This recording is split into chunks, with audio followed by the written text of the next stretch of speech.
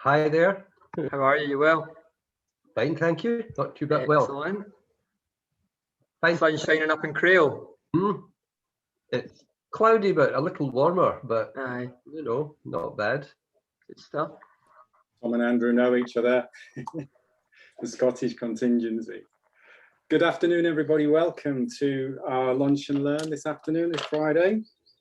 For those of you, I think there might be some new people here, so a warm welcome to any of you who are new. We just got a few more people just joining. I'm Gray Caws, and if you're new to this, then on Friday afternoons, not every Friday afternoon, some Friday afternoons, we have a little chat about health and fitness with coaches I've worked with. And I met Andrew on Zoom beginning of last year. We've been working together for over a year now, and then had the pleasure of meeting him in person a couple of weeks back when he came down to London. Andrew Ritchie, he is an Oxygen Advantage coach, and he has a particular interest in heart rate variability. And both of us were chatting about this and saying we've had so many clients and people coming to us wanting to understand a little bit more about it. And we realize it's quite an in-depth topic, but what Andrew is great at doing is giving you all of the sort of like the simplicity of it. So a very clear, concise introduction to heart rate variability.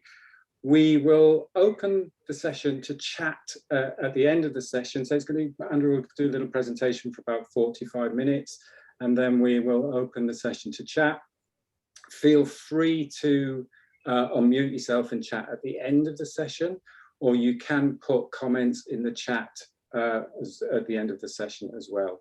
I would ask you not to maybe put comments in the chat as we're going through the session, just so that we can read them at the end of the session, and I'll pass them over to Andrew. So, Andrew, welcome. Okay, thank you very much.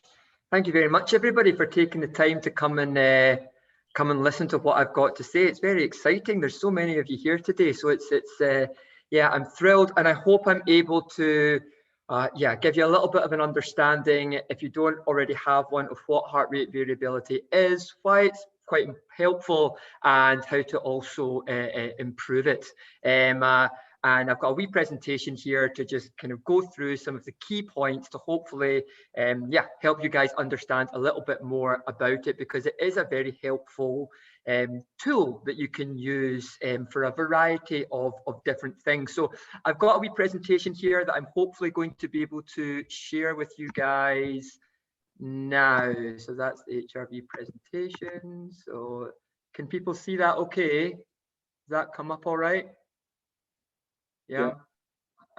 Sweet. Okay, so if I say slideshow from the beginning, cool. Okay, great. So introduction to heart rate variability, guys.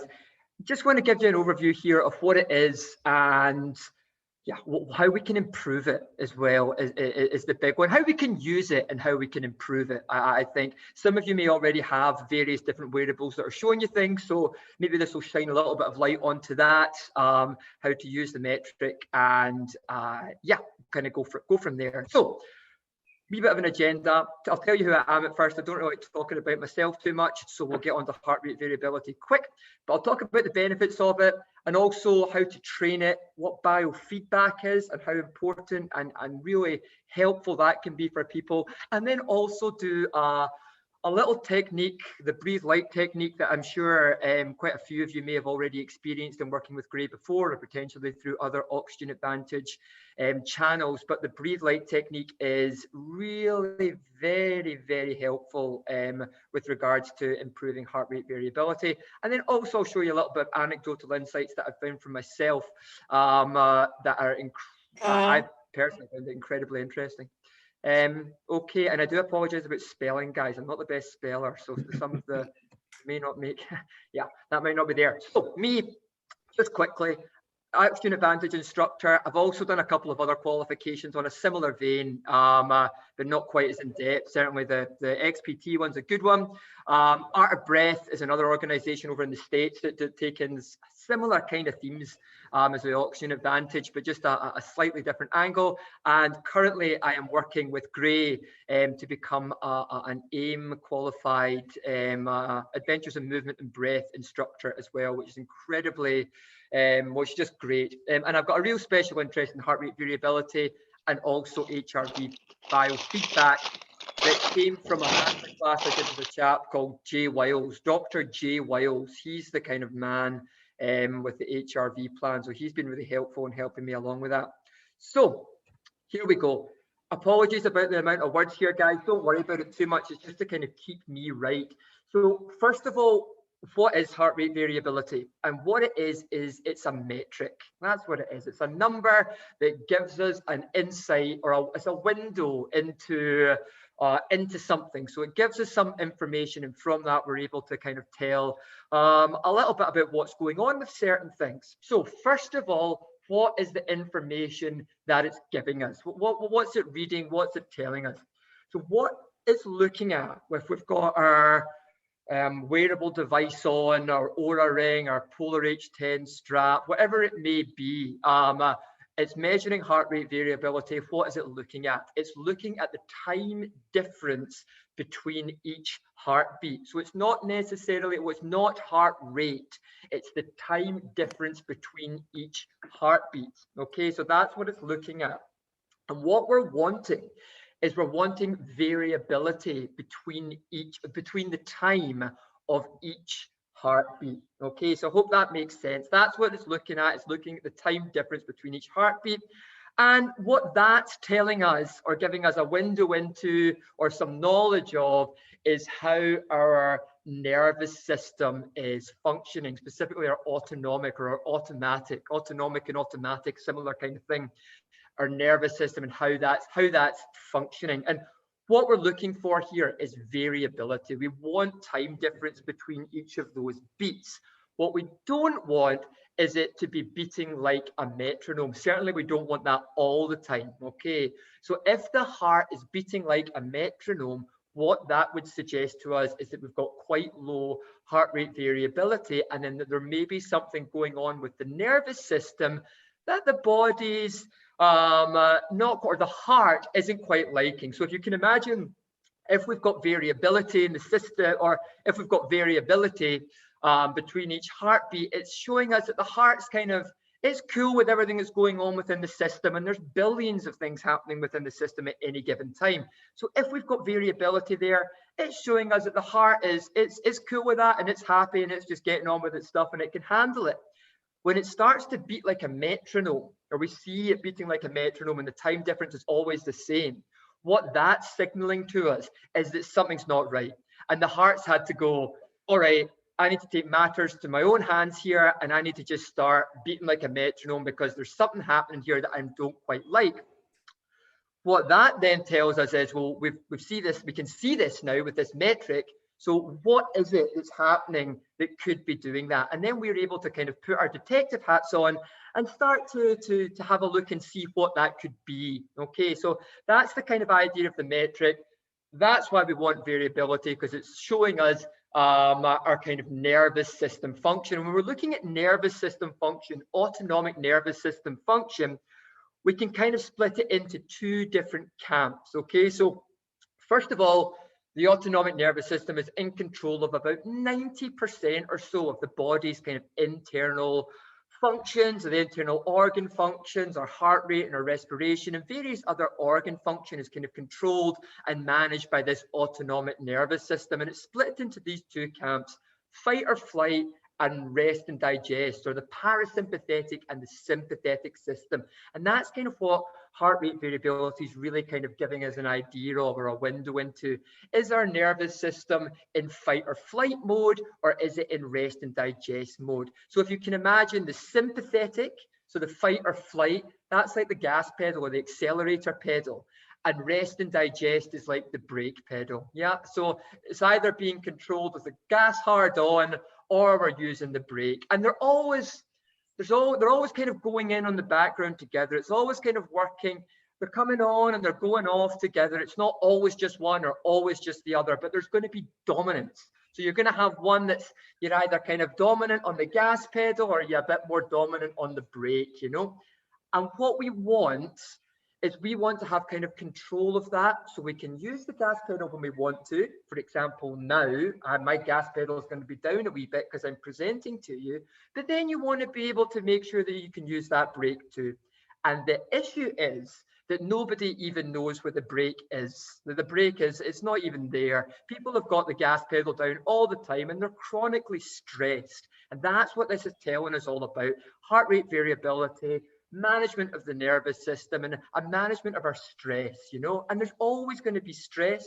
Stress isn't necessarily bad, but what we need to be able to do is control it and manage it and modulate it. And heart rate variability really gives us a very good insight into being able to do that. And subsequently from there, give us the reins back to being a little bit more control of the gas pedal and the brake pedal. Okay, so it's not the idea that we never want to be in a kind of stressed sympathetic place, because that's just not going to happen, but we want to have control and we want to be able to kind of see where we're at and then just give us a bit of more control because we've got the information. And the way that we can modulate it and control it is through our respiration, that some of you may be very well aware of and are currently kind of doing. But our respiration really does give us, and our breathing and the way that we breathe really gives us a window and a tool to be able to manage this gas and this brake pedal, you know. And you'll know it yourself, like if you start breathing hard and fast out your mouth, just upper chest only, you know, you're hitting on the gas there hard, you know. And sometimes there's a place for that, very like in a small amount of time, but you know, we don't want to be doing that all the time. You know, we want to be breathing in a way that kind of helps us to use the brake, and we're going to get onto that in a wee second, guys. So that's a kind of idea of what it is. And how can we look at it? Okay, so there's different ways to look at it, and there's more and more consumer wearables coming out all the time just now, whether that's Whoop or Aura or Power H10 with Elite HRV, the Leaf. There's all kinds of different things, but some of them are doing slightly different stuff, and a lot of them are telling us very different numbers. And I think that can be very, very confusing for people because you see so many different numbers on different devices, and it's like, well, what the hell am I looking at here? You know, so it's important to kind of have an idea of what you can look at and what's the most helpful thing to look at, what's the most research-backed kind of gold standard thing to be looking at. So first of all, with the devices, what they are and kind of what they're doing. Aura, Whoop, HRV for training is an app that uses your phone and various, I think you can use a chest strap with it, but Aura and Whoop, and if you're using your phone with HRV for training, Core Sense as well, they're PPG monitors. What PPG means is it's photopulsomography. It's basically a laser that shines either into your wrist or your finger or wherever you've got it to measure blood flow. And the laser shines in there, it sees the blood flow, and from there it's able to derive what your heart variability, the number, you know, the metric from there. And that's great. And I think they're really usable, and the wearable ones are great. Then you've got EKG, and EKG is an electrocardiogram. So that's like your Polar H10 heart rate monitor, which looks like this. So it's a strap that's kind of measuring, and again, I think the electrical signals coming off the back of the heart, and it's a clearer indication of what's going on. It's probably giving you a more accurate reading of heart rate variability if you're wearing an EKG, so a chest strap, something like a Leaf device maybe, potentially over a PPG. But not to say that they're not bad, and it's just good to know kind of where you're at. But there's two different kinds of things, and if you're going to go between the two of them and you wanted to pick the most accurate, I would be going EKG, so like heart rate monitor chest strap or a Leaf device like this, over a kind of Whoop or an Aura. But I say they're all good. Okay, then what is the metric that we want to be looking at? And there's a lot of different ones. I don't want to kind of get too complicated with going into all the different ones of what they do, but the best one to check out, if you can, is RMSSD. And it's just what it is an equation that kind of they've decided is the gold standard metric for seeing heart rate variability, and autonomic nervous system kind of function. So RMSSD is always the one you want to check out, and your whoop and your aura ring, and I think your core sense as well. They'll be able, that's what that's telling you. So whoop and aura, if you're using that, that's telling you RMSSD. If you're using Elite HRV with a Polar H10, that's giving you a whole load of different information. You're seeing loads of different stuff because the data collection from Elite HRV is very, very good. You're getting a lot of good data there. But the one that you want to be checking out is the one that's called RMSSD, and that's really giving you a kind of gold standard number that we're able to work from. And please ask me any questions on that at the end if anyone wants to get into a bit more detail about that. But RMSSD is the one. All right, cool. So what are benefits of having a high HRV? So we're measuring it now and we've got our number that we're looking at. So what are the benefits of having high HRV? So it's showing us good cardiovascular health. If we've got high HRV, it's showing that we could be pretty fit. We've got good resilience to stress. So we've got a kind of pretty good balance of that brake pedal and that gas pedal. It's not too bad. And it could tend to align with like a positive emotional state. Yeah, good nervous system balance. And this idea that the system is able to recover from all forms of stress.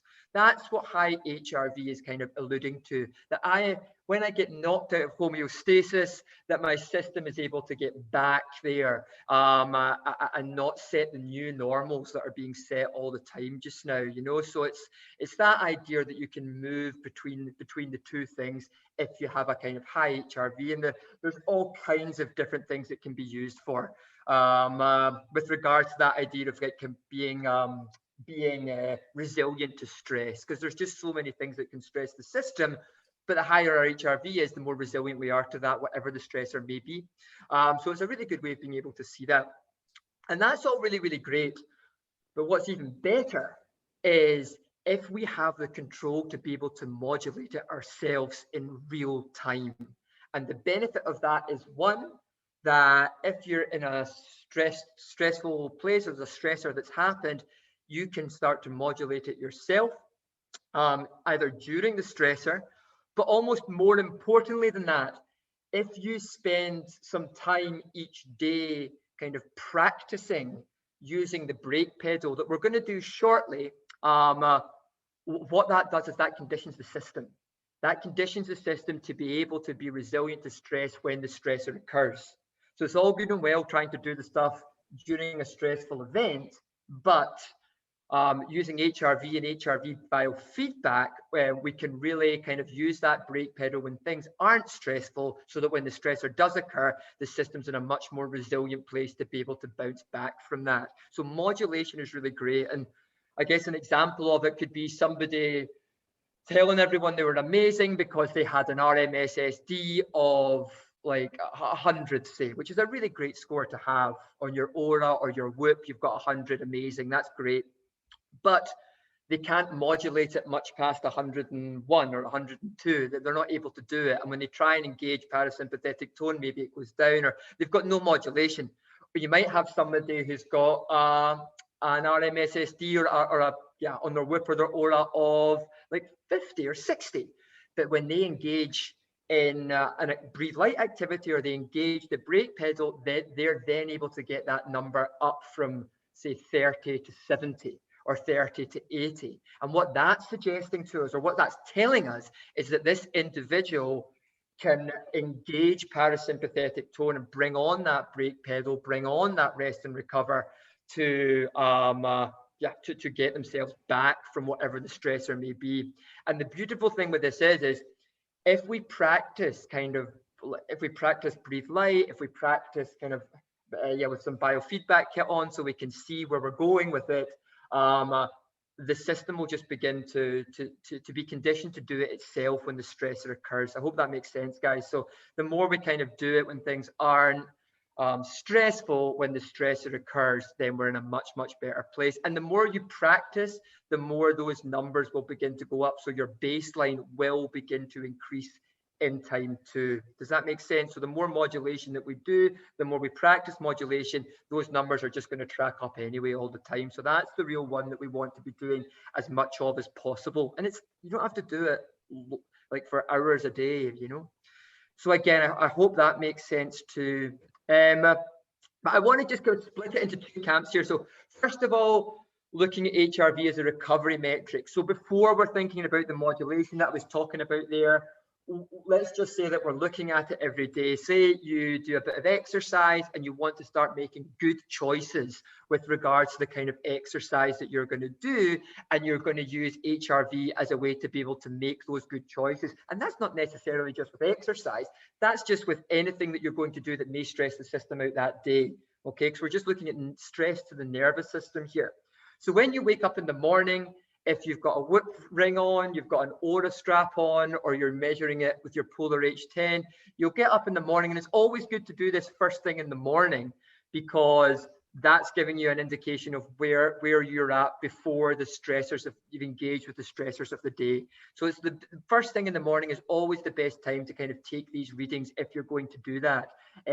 Just because it's the most kind of repeatable thing, I think, before other things have affected it. So that's a really good way to set your baseline and then get your score. So a lot of these wearables will give you a score, and what that score will suggest to you is like how resilient is the nervous system today at coping with stress, and from there make the decisions accordingly. And then you can start to see trends and things the more time you do it, and like when you've got your detective hat on, if ever you've seen it go low or high, you can start kind of using the information to start to make choices with regards to the training decisions that you're going to make that day. Now I've got here the 40-20 rule. So this was something that Jade said to me, and he kind of sticks with it. If you're 40% below what your baseline is for that day, then you want to take a day off, because your nervous system's pretty jacked and you don't want to risk injury or some of the other issues that you could have by kind of pushing yourself to do something when your nervous system's not ready for that. And that's what's so great about it as a recovery metric, is giving us an indication of, should I get hard after it today, or whatever it may be, or should I take it easy? If you've got 20%, then maybe the 20% below baseline, the idea will be to kind of take your foot off the gas and kind of play with it subjectively as well. And I think that's a big part of this, guys.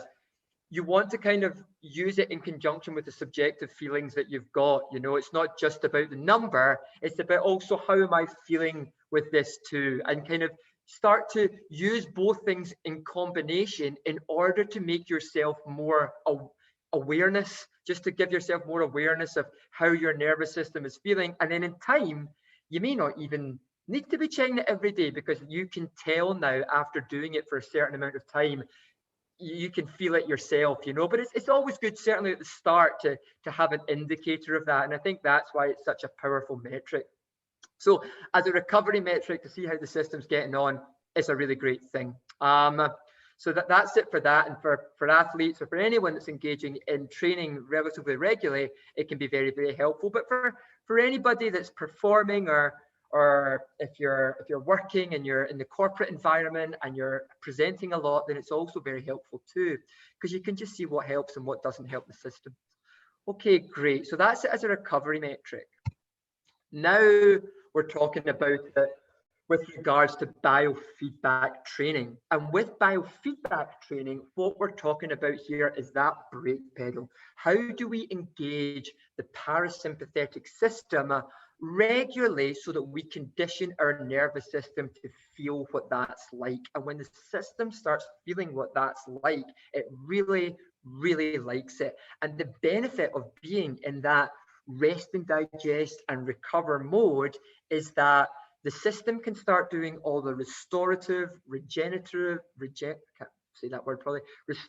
work that it can't do when it's in a stressed situation. So if you imagine when your nervous system is in a sympathetic zone, what it's thinking essentially is that there's potentially like a tiger at the door that you've got to get away from, because it's seeing danger, you know. And the system it's very clever, but it can't tell the difference between you worrying about something to do with work or a tiger being at the door. It just sees stress, and it just sees sympathetic gas pedal going down, and it thinks you know, I need to keep this person safe, and as a result of that, it's not able to do any of the restorative, regenerative work that it could do if it was in more of a parasympathetic mode.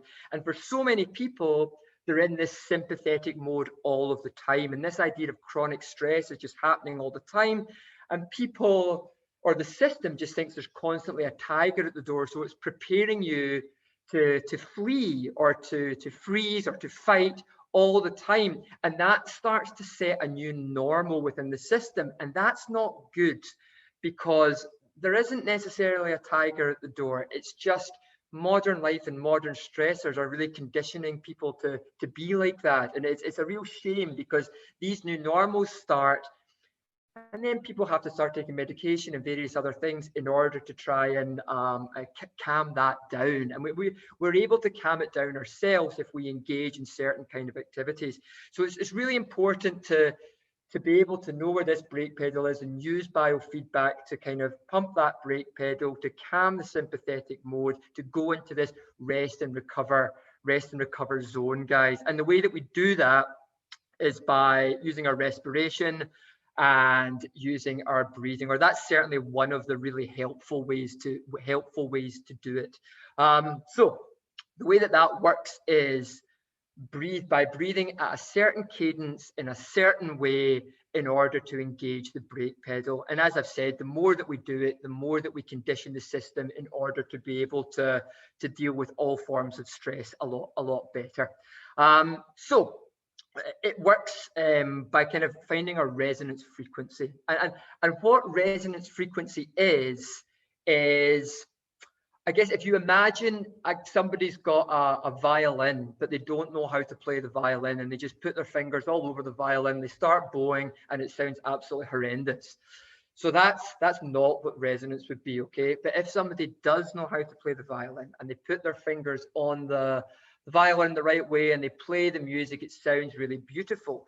So that's what we do with our heart rate and our breathing. The way it works is, when we breathe in, our heart rate goes up, and when we breathe out, our heart rate goes back down again. And what finding resonance is getting those two things matched at the same time, so we can make this lovely music, you know? So we're breathing in a certain cadence, and then we breathe out in a certain cadence at a certain way that matches our kind of heart rate and our respiration, in order to get that beautiful sound that engages the vagus nerve, which is another whole kind of session talking about that. But your vagus nerve is really in control of parasympathetic tone. And when you breathe like this, you kind of tickle it a wee bit, you're engaging it. And then from there, we start to get the magic happening a little bit, and heart rate variability starts to go up. And we just begin to really condition the system to find that brake pedal, to feel safe, to feel calm and relaxed, so that it can do all of the restorative, regenerative work that it's absolutely craving for, but for so many people it doesn't get. And so we're breathing at a resonance frequency of around 6 breaths a minute. So for the majority of people, breathing at a kind of rate of 6 breaths a minute is the one to hit it. Everybody's got a slightly different resonance frequency, but for the most part, if everybody's breathing either in for a count of 5 and out for a count of 5, or in for a count of 4 and out for a count of 6, that's a sweet spot where you will see your heart rate variability numbers start to track up when you engage in that.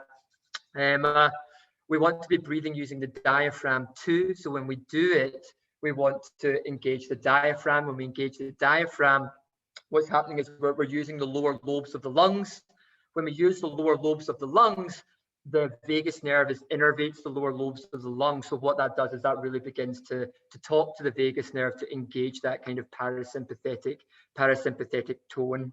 Sorry, I'm just kind of looking here to make sure I've covered all of these bits. Yeah, this brake pedal engaging this idea of safety.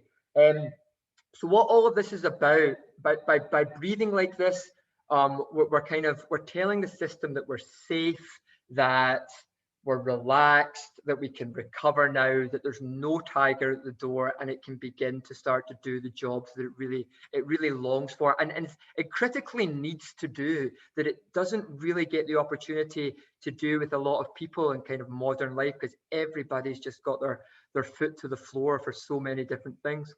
And yeah, finally, this idea of like daily practice. So you don't need to be doing it for 50 minutes a day. You know, I think there's like an ideal time that you could be doing it for, and reality as well, you know. So there's an ideal and there's a real, you know, and the ideal time that you could be doing this kind of thing for, or the studies would suggest that, I think the study went that for 7 weeks, people did it for 30 minutes a day, and the structures of the brain that were involved with reason and memory and various different great structures within the brain really improved when they were doing this for 30 minutes a day for 7 weeks. Now, everybody's not going to get the opportunity to do it for that long, but even for doing 10 minutes or 15 minutes a day, then you will really start to see a big difference with regards to heart rate variability. You'll see those numbers hopefully starting to track up in the right direction relatively quickly. It might not happen in the first session, but you will start to get there, and they will start to improve, and you will begin to improve your baseline to set a more kind of positive normal than it might be, just a kind of better baseline and a more resilient system with as little as kind of 10 minutes a day, and just kind of finding the time when you would want to do that. And some of you may well be doing a lot of that already. If you are doing that already, in order to measure it, all you're doing is you're putting on your chest strap. I think Elite HRV is a really good one for being able to see the benefit of it, not quite in real time, but just after. With Aura and with Whoop, I don't think you can kind of engage in like real-time biofeedback. What they'll do is they'll just give you a number at the start of every day. But if you've got a chest strap, what you can do is you strap the chest strap on, you kick off the app, and you just breathe light. That we'll do in a wee second, that some of you may well be doing a lot of anyway. But it's just monitoring your heart rate variability as you do that, and then when you finish, then you can see if you've engaged that kind of parasympathetic tone. And the more you do it, the more those numbers will start to kind of track in the right direction. And that's just kind of suggesting to us that the health outcomes associated with having a high heart rate variability are kind of moving in the right direction, guys. So biofeedback's a really, really good one to be trying to do, but at the same time, not getting hell bent on the numbers, you know, because I think people can get quite, once we start seeing numbers, they can end up beating themselves up if the numbers aren't moving in the direction that they want to see them in. And it's not really about that. It's just using it as a guide, you know, and really not going crazy with it and feeling that you absolutely have to have the heart rate monitor on, otherwise it's not going to be working. It's not necessarily the case. It's just a really helpful guide so that you can, you know that what you're doing is kind of moving in the right direction. So it's important to remember that. Don't get too caught up in thinking that you must be doing it this way and you must see these numbers every time. It's not like that, but it is a good, helpful guide. And yeah, use it like that, because after a while you may find that you don't even need it. You're able just to kind of tap into that when you want to, and that's the goal, obviously. Okay, guys, I hope that made sense to you as well. Right, so what we can do now, if you want to, and if you're up for engaging in it, is we can practice this breathe light. And what this is going to do, some of you may well be very well used to doing this with Gray, and I do apologize if mine doesn't quite hit the same markers, but I'll definitely run through it with you. Because essentially this is the kind of technique, and we'll get into others that you can use in a wee minute, but this is the kind of key foundational thing that I certainly use in my practice. And when I was learning about it, this is the one that you want to be doing as kind of for like a minimum of like 10 minutes a day, if you can, in order to try to improve your heart rate variability. To be honest, whether you've got a chest strap on or not, this is what you kind of want to be doing. Now, when I met Patrick McEwen, he told me tell people to think past, and use the word past as a kind of guide to get people into the right place when they do this. So P was always for posture. So think of your posture. So if you're sitting, ensure or try to ensure that like a string, or pretend that a string is lengthening you from the crown of your head, in order that your spine's in a good position and your posture's correct for getting the most benefit out of this. The next thing that you want to do is have an awareness of your breathing. So first of all, just be noticing the cold air entering your nose and the warm air beginning to leave your nose. And when we do all of this, all the breathing is in and out through the nose, and that's important. And we want it to be soft as well, you know, a soft, light breath through the nose. And just keep that awareness. And also, whenever you realize you're thinking about something, the key thing is to try to just draw your attention back onto your breathing. So just that constant awareness of the breath, noticing the cold air entering and the warm air leaving the nose is really helpful. And also having an awareness of your breathing mechanics. So if you've got your hands and you, sorry, I'm just going to put this down a little bit. And please chip in here, Gray, if there's something I'm missing. Have your hands and just be placing them kind of on your lower, just on your lower two, below your lower two ribs. And the idea here is that we're looking to feel lateral expansion of the lower ribs as we breathe in. So as you breathe in, you want to feel that expansion. And that's suggesting to us that we're using the diaphragm. From there, we're using the full portion of our lungs, and we're beginning to tickle the vagus nerve in order to get that parasympathetic brake pedal tone. So that's the awareness of the breath, the awareness of your mechanics as well. And then we're going to start the timing. And timing's interesting. So the timing is 6 breaths a minute. So that's in for 5 and out for 5 that I'll do just now. Or you can do in for 4 and out for 6, but that's 6 breaths a minute. The research is pointing to that being a sweet spot that everyone can kind of get the benefit from.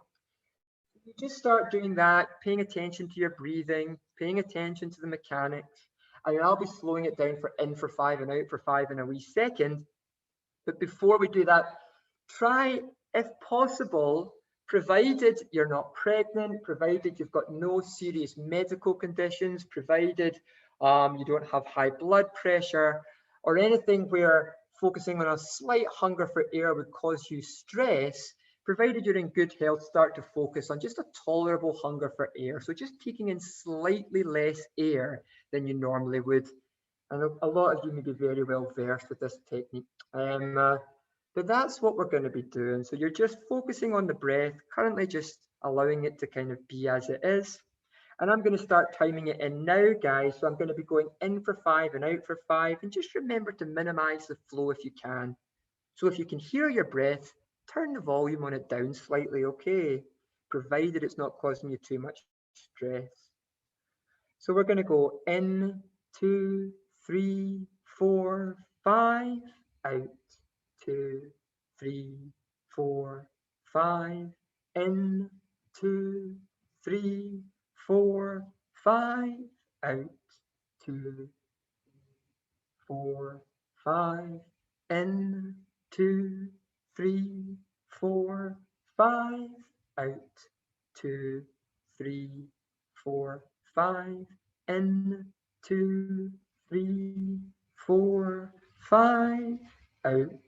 2, 3, 4, 5, in, 2, 3, 4, 5, out, 2, 3, 4, 5, in, 2, 3, 4, 5, out, 2, 3, 4, 5, in, 2, 3, 4, 5, out.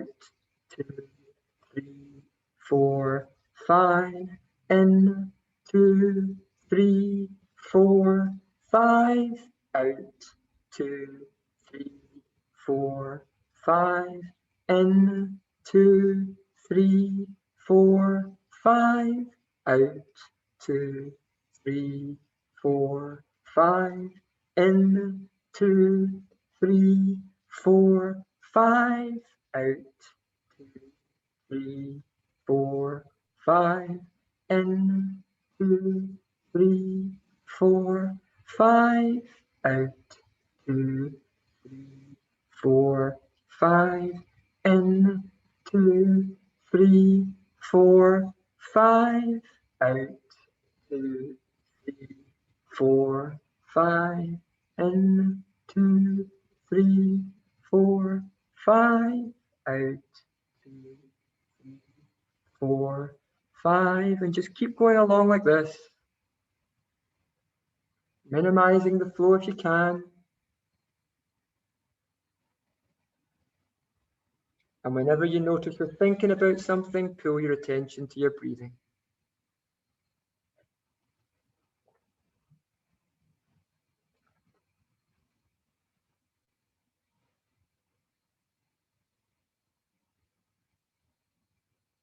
Turning the volume down in the breath if we can.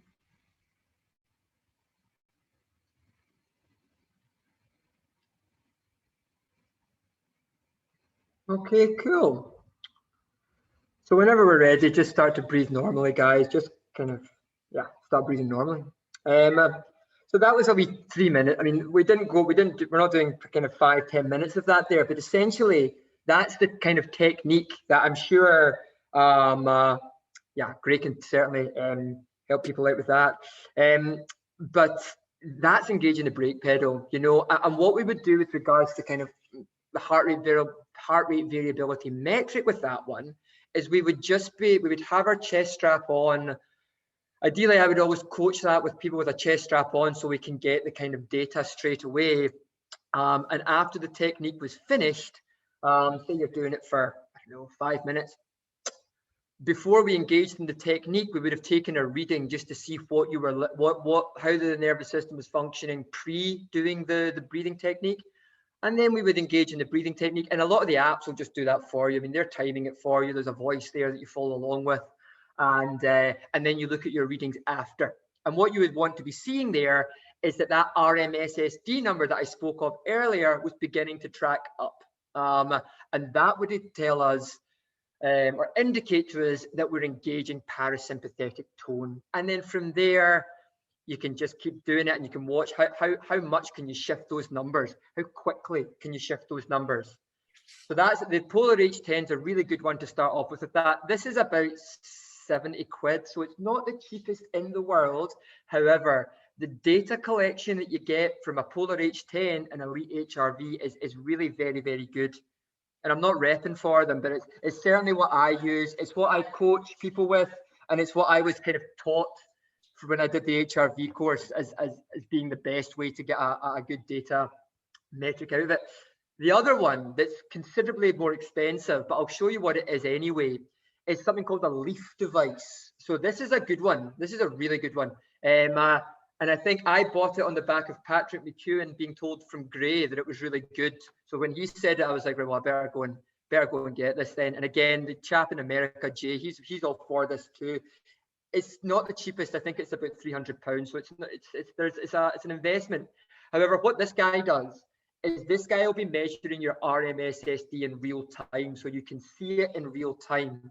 And then when you engage in the breathe light technique in real time, you can see those numbers start to go up. So very, very quickly, you can see that engagement of the brake pedal and you know you're on the right lines.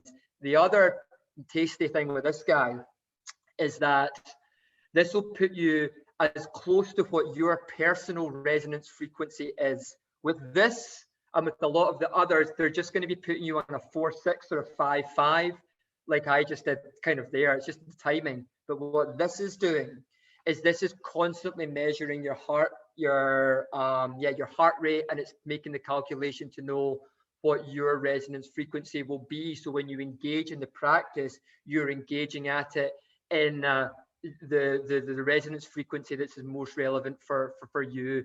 This will also, if you set it a certain way, notice when the nervous system's beginning to get stressed, and what it'll do is it'll put you on that cadence there and then, so you can train that system. So as a trainer, this one is very, very good. But for data collection and just generally starting out, if you want to, this is a good one too. But again, they're metrics, you know, and it's engaging that system is the key. So I hope that made sense to everybody. I've got another wee slide here to show you that we can talk about another couple of things, because there's another couple of ways we can boost HRV outside of doing this, and this is quite interesting. So ways to improve it. Okay, biofeedback, what we just did, and kind of I hope I've kind of explained okay, it is certainly my first port of call, and I think it's one of the best ways that we can do it, because our respiration really gives us a window and the reins almost, where we can really take control of our autonomic nervous system function. So by our breathing, we can really engage the brake, or alternatively slam down the accelerator. And that's just, you know, if you breathe hard and fast out your mouth, you can really slam that accelerator quickly. So the other side of that is that soft breathe light technique to do the brake pedal. That's the key. CO2 tolerance as well. So there's correlations with having being able to be more tolerant with CO2 and having a higher level of HRV. So those two do marry relatively well together. So that's another one, practicing the oxygen advantage, kind of without pushing yourself into too much stress, and provided it's safe to do this for you. Some breath holds and pausing of the breath here and there can be helpful too. And definitely, if you're new to that, a guide for that or a coach for that is probably a very helpful thing. And certainly Gray's fabulous at that. Regular nasal breathing exercise, guys, is very, very helpful for this. And this is something that I'll give you an insight from my own kind of anecdotal stuff with this.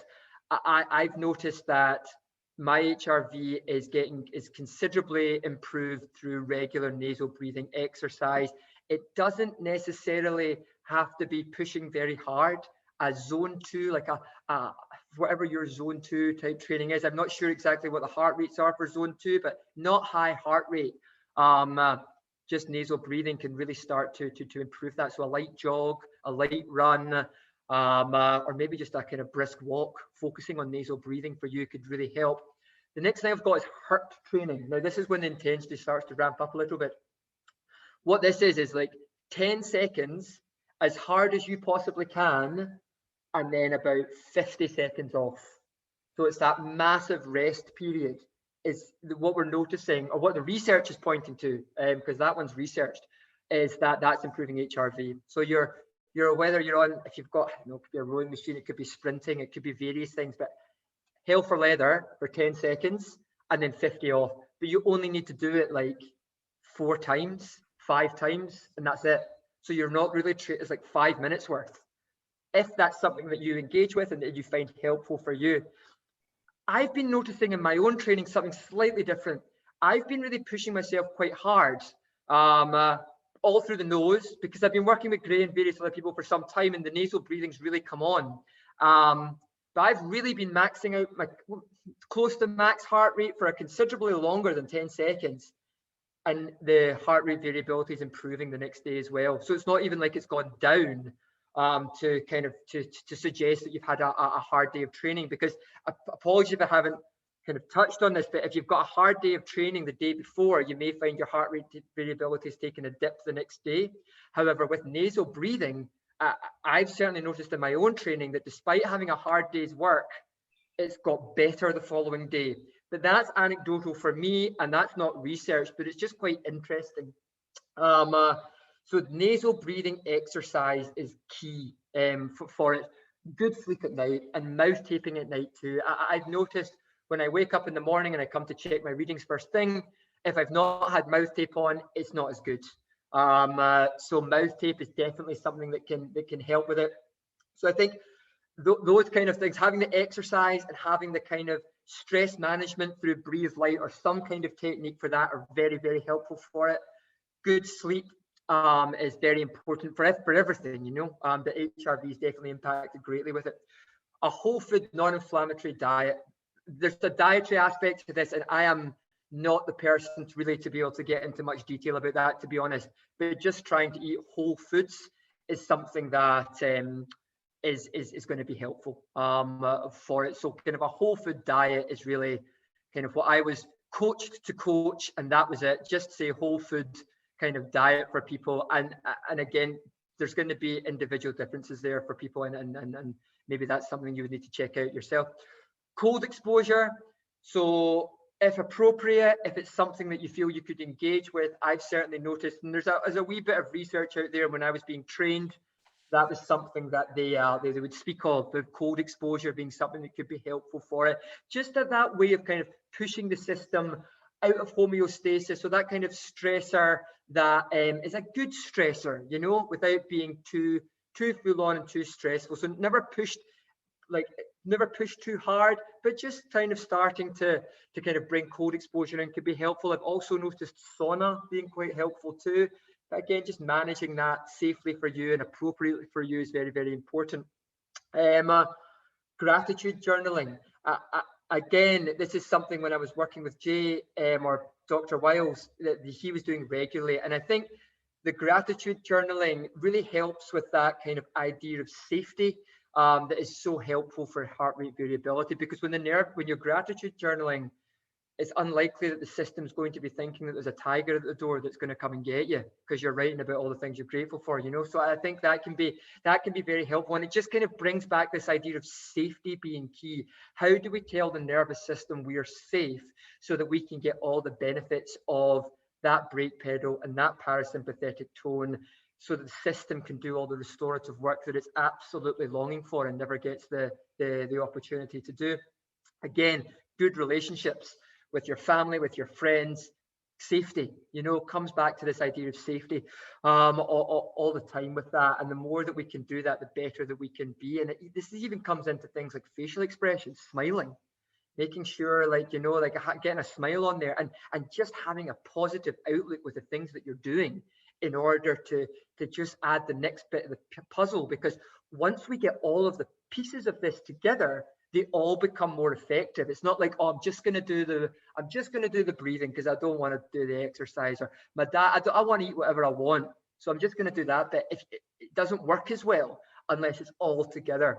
And a really interesting example of this is something that I've noticed myself that's been incredibly interesting. So it's with grounding, and I think what's happening, or what I was doing, was I would take my morning readiness reading in the morning. So get up, elite HRV goes on, straps on. What's my reading? Now I'm not doing any breath work here at all. I'm not engaging in breathe light here, okay? I'm just taking the reading to see where I'm at, to see where I should be for the day. And then what I was doing was I was walking directly outside, and I would sit down and I would take a 5-minute reading, because 5 minutes is a good time. 5 minutes gives you really good data. A 5-minute reading, doing the exact same thing, but just having my feet planted bare feet in the grass. And I was getting similar readings that I would have expected from if I was engaging in a breathing practice, but I wasn't. I just had my feet in the grass. So my RMSSD, and also some other data, some other numbers with low and high frequency, and I've not touched on them because it gets a bit complicated and I probably wouldn't explain it right. They were going through the roof just when I had my feet in the grass.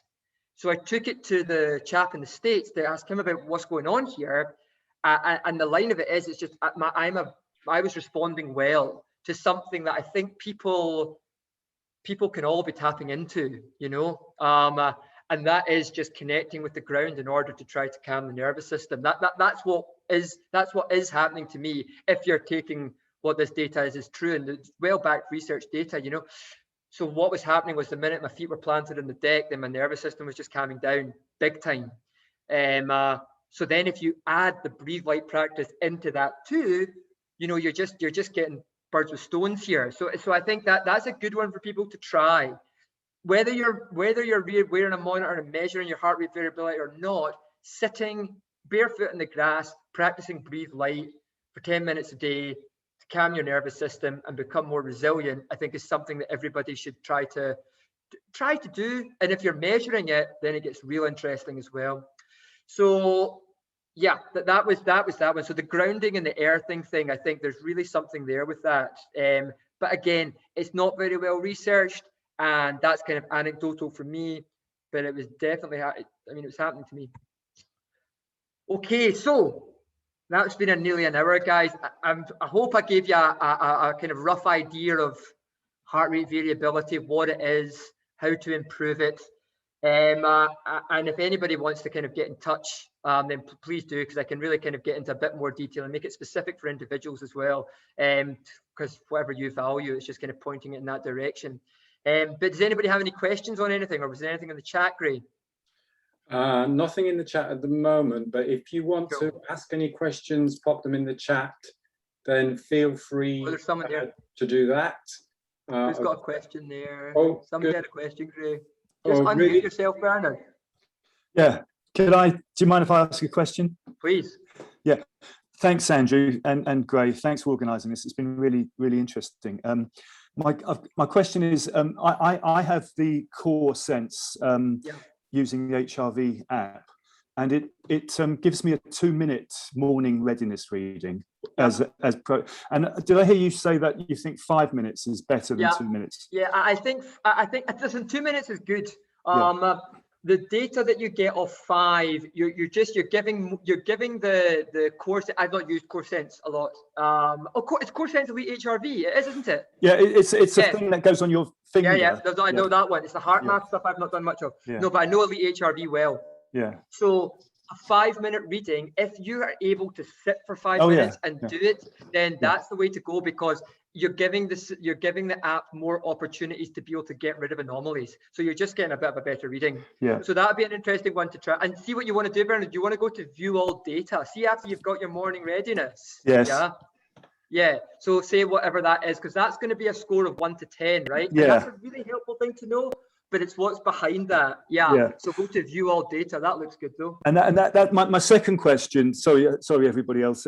My second question was, when you go to view all data, there's lots of other stuff apart from and do you think I should, is it because you can switch that on and off? Is there any point to the other stuff, or should I focus on the MR, whatever it was called, MRN? There's the frequency power. Yeah. Right. So RMS, see, for the time domain indices, it's the RMSSD every time, mate, right? Because SDNN will be affected by respiration more than RMSSD, okay? So you want to look at RMSSD. The next one you want to check is low and high frequency, okay? So that's the frequency bands. Now that's when it gets a bit more interesting. And what that's like doing is, if you imagine like a kind of brainwave analysis, it's the same for your heart. There's a heart wave analysis. So when you engage in resonance, because is that what you're doing? Do you engage in resonance with the core sense? Resonance breathing. So you I do it. I do it. What I do is I meditate, and I actually meditate for quite a long time, and I do it after meditating. Okay, cool. I finish my meditation with checking my heart rate variability. Perfect. What might be interesting for you is to do it through the process of the meditation in order to get that thing directly after it. So and you can do that with an open reading. The thing to check out with your meditation, and if you're doing breathe light, whatever you'll be doing, if you see when you look at your view data that the LF, low frequency, goes up when you engage, right? So you want to see an increase in low frequency during the practice, and then in time, what you want to see is an increase in high frequency. So if you imagine you train the low frequency in order that the high frequency in time improves. Does that make sense?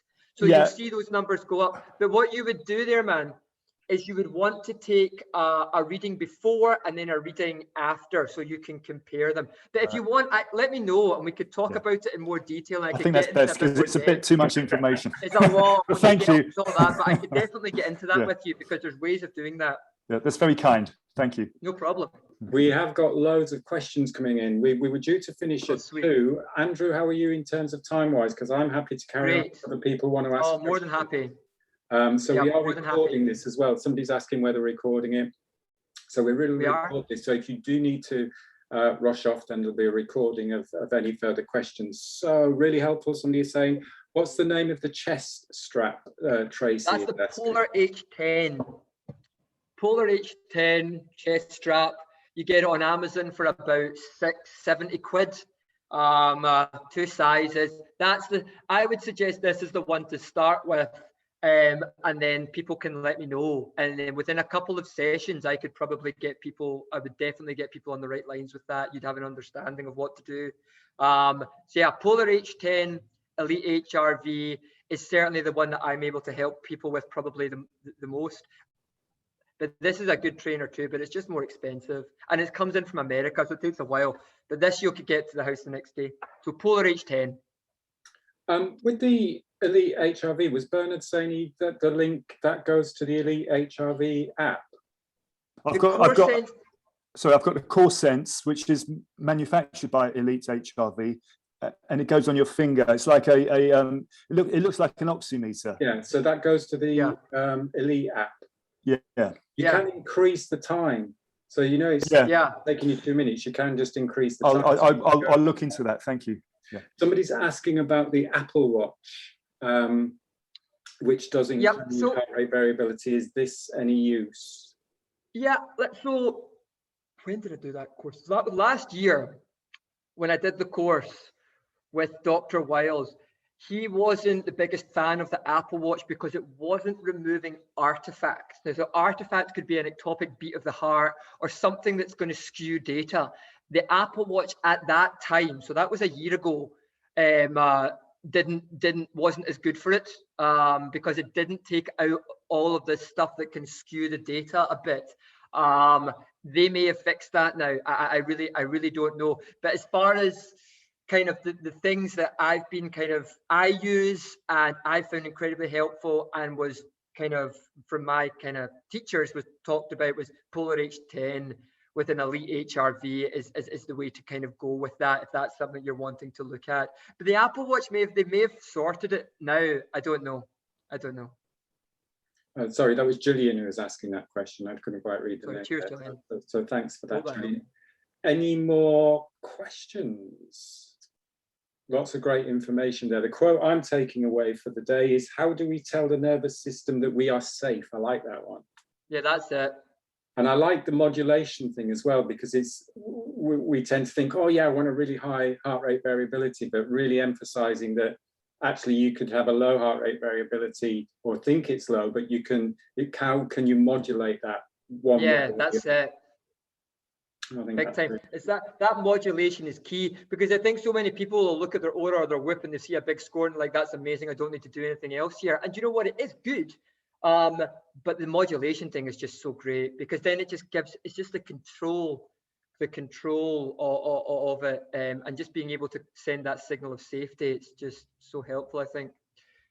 Not to say, I mean, stress are still coming. Sorry, I interrupted you there. Lynn was asking, is there anything that works with Garmin? Yeah, Elite HRV will work with Garmin. Guys, I'm kind of pushing this Polar H10 chest strap. This Elite HRV will work with any chest strap. It may work with your Apple Watch too. I tried it with a client recently with the Apple Watch. It didn't work out as well. I think I have worked with clients who use the Garmin chest strap with Elite HRV and it works fine. It's just the Polar's the best heart rate monitor if you're going to get one. But if you currently have a heart rate monitor, don't worry about having to go and pick up the Polar. I'm pretty sure they should all give you something that you can use. And I know Garmin does give you, it does measure heart rate variability, I think, because it gives you that stress score, doesn't it? I think it does. You can check your stress score, which is based on heart rate variability. Yeah, it will be. Or some of the more expensive models.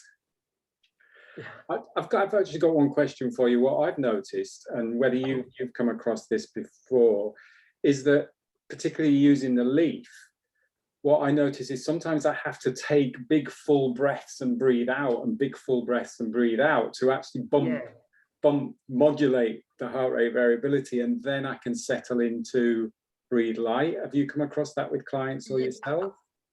I've noticed that with the Leaf, getting it going a little bit, just that big full breath in and that full breath out again.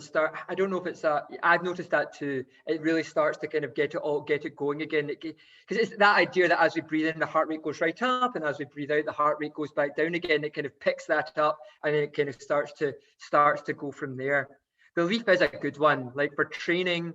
If you want to get, if you're keen to go and get the kind of best thing there, I would probably say that for training, the Leaf is very good, because it's the way that it puts you on your frequency, you know. And I think you can kind of feel it, like, and again, I'm not selling for Leaf because it's dear and you don't need to go and buy this by any stretch of the imagination, but when you engage in resonance with the Leaf, comparatively speaking to engaging in like a kind of resonance with something that's just putting you on a timer, I don't know about you, Gray, but I've certainly noticed a little bit of a difference with regards to the way that makes me subjectively feel.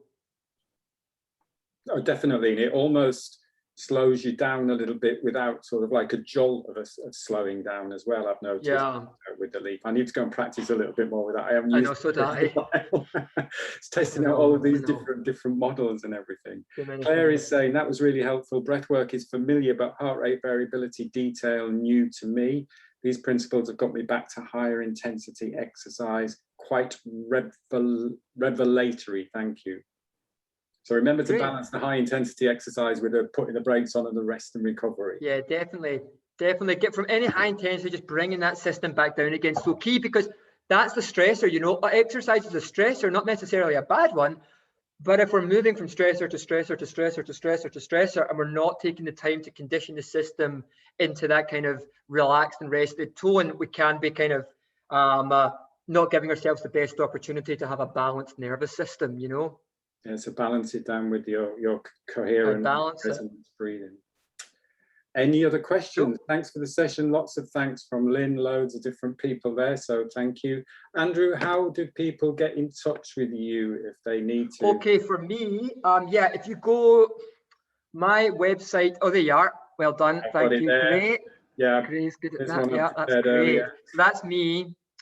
So if you can see that, I'm performancebreathworks.com is the website. And then I'm at performance_breathworks on Instagram. Most of my social stuff's been happening through Instagram currently, because that's a social media, it's a whole beast that I'm trying to come to grips with. Email, yeah, performance_breathworks@outlook.com is something there. And I think in the coming kind of months, I'll look to maybe put on a short course for people who, if they want to kind of, maybe, I don't know how many sessions, but a kind of short course that would give people an introduction on how to get started with this, likely using Elite HRV probably, just because it's probably the best I can coach with. But yeah, keep an eye out for that, and I'll certainly be letting Gray know. But if anybody wants to get in touch with me to touch on any points or any help with anything regarding heart rate variability, then please let me know, because I'd be thrilled to help. Okay. Excellent. Brilliant. Andrew, thanks ever so much. Thank you all. That was a pleasure. I hope it sharing that, making it nice and concise. Really appreciate that. I learned a lot from it too, which is excellent. Thank you everybody for joining. We will be doing more of these. If you've got any ideas of what things that you want covering, then please do give me a shout. So thank you all for your time and attention. Thanks again, Andrew, so much for the session. Hope you all have the rest of the day, good rest of the day, and a fabulous weekend. See you soon. Guys. Take care. Bye-bye. Bye, guys.